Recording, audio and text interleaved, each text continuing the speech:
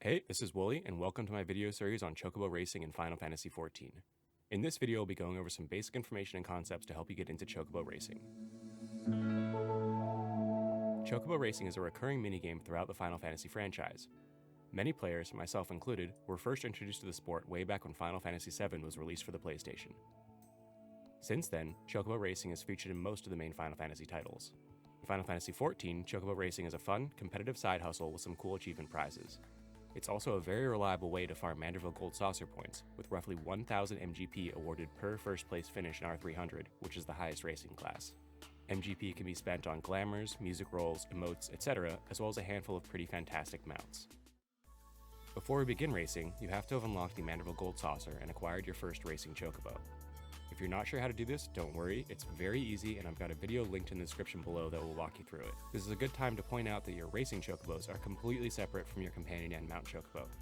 You can't register your companion Chocobo for races, and vice versa. The races themselves will feel very familiar to anyone who's played Mario Kart-esque racing games in the past, with track hazards, offensive and defensive items, and varying stats that make your Chocobo faster, more nimble, more durable, etc. This is Chocobo racing though, so instead of just switching the tires on your cart to improve your handling, you'll employ selective breeding and training. Combine well-bred Chocobos with good racing strategies, and you'll be in the winner's circle damn near every time. What makes a good Chocobo though? Under the character menu on your HUD, select Gold Saucer and then click Chocobo. You'll see 3 tabs. Appearance is where you can equip barding for your Chocobo, and Pedigree shows your Chocobo's attribute stars. The stars next to each attribute determine that attribute's maximum value. They're also hereditary and can pass down during breeding. We'll be focusing on the Parameters tab though. You'll see your Chocobo's name, and beneath that is its rank. Your rank is basically your Chocobo's level, which increases as you gain experience points from racing. Chocobos start at rank 1, with a cap of rank 50. Every time your Chocobo increases in rank, its attributes are improved. The game does this by picking a random, non-maxed attribute and raising it by 1% of its maximum value. It does this 5 times every time you rank up, for a total of 5% attribute increase per rank, which are spread out randomly. While statistically unlikely, you could even get all 5% into just one attribute. In addition, you also earn training sessions each rank, which can be used with food to increase specific attributes. Now that we know how to improve your Chocobo's attributes, just what do they do?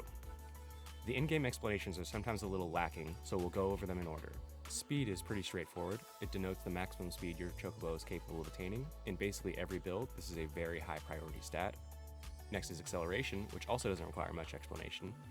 Acceleration determines how quickly your Chocobo will reach its maximum speed from 0, so it's important at the beginning of the race, or if you're hit with something that stops or slows down your Chocobo during the race. After that is endurance, which is where things get a little hairy. If you've done a couple Chocobo races, you may have noticed that lathered appears on your Chocobo stamina bar after accelerating for a while. Your Chocobo becomes lathered when you've passed a specific speed threshold, and begins to burn through stamina at an increased rate. The further beyond that threshold you are, the faster you use up your stamina. Endurance moves that threshold so you can go faster and thus further before becoming lathered. In a nutshell, it just helps your stamina usage. Stamina is perhaps the most important attribute out of the 5, and you'll want it maxed no matter how you choose to build your Chocobo. Sure, speed is also incredibly important, but it doesn't mean much when you're only 3/4 of the way through the course and your Chocobo suddenly goes from Olympic gold medalist Usain Bolt to whatever this is. Ideally, you want your stamina to follow basically the same trajectory as your speed as your Chocobo ranks up. Too much speed and too little stamina, and you get past when you run out of stamina. Too little speed and too much stamina, and you'll never be able to catch the pack, and getting first place will be challenging. Next is cunning. The higher this attribute is, the less speed you lose while going up hills or through portions of the track which are submerged in water, etc. This stat is more important for races on Costa del Sol and Tranquil Paths than on Saigoli Road, where there are fewer instances of terrain like this. Now that we've covered the attributes, let's look at your Chocobo's rating. This is sometimes confused with your Chocobo's rank, but the two are not the same. Your rating determines which class your Chocobo is racing in, and therefore the strength of its competitors. Rating is determined by your rank and your attributes' maximum values. The math looks like this. Sum of all max attributes divided by 500 times your rank plus 10. That will provide you with your Chocobo's rating, seen here, which in turn determines which class you'll be racing in, seen here. Higher classes earn higher payouts both in terms of experience points and MGP, while higher pedigree Chocobos, ostensibly with higher starting max stats due to star ratings, require more experience to rank up. This also means that feeding your Chocobo to increase its attributes will never bump you up a racing class. Finally, we're going to discuss Pedigree. Increasing your Chocobo's pedigree through breeding is the ultimate goal, as each increase in pedigree adds an additional 40 points to each of your stats' maximum values. This is incredibly important because, as we discussed earlier, attributes are improved when you rank up or train based on a percentage of your attribute's maximum value. So not only is your high pedigree Chocobo going to be better than a low pedigree Chocobo when both are at rank 1, but that difference is only going to increase as you gain experience and ranks. Your starting Chocobo is pedigree 1. In order to get a pedigree 2 Chocobo, you have to level your current bird to rank 40, then retire it and breed it. You can level it all the way to 50, but there's no reason to do so unless it's a pedigree 9 Chocobo that you plan on keeping. So, you got it to 40 and retired it, now it's time to breed. You'll need another Chocobo of the opposite sex for the next part. Instead of leveling another bird all the way to 40 and repeating the process, you can just buy a covering from the NPCs in Chocobo Square, the Gold Saucer.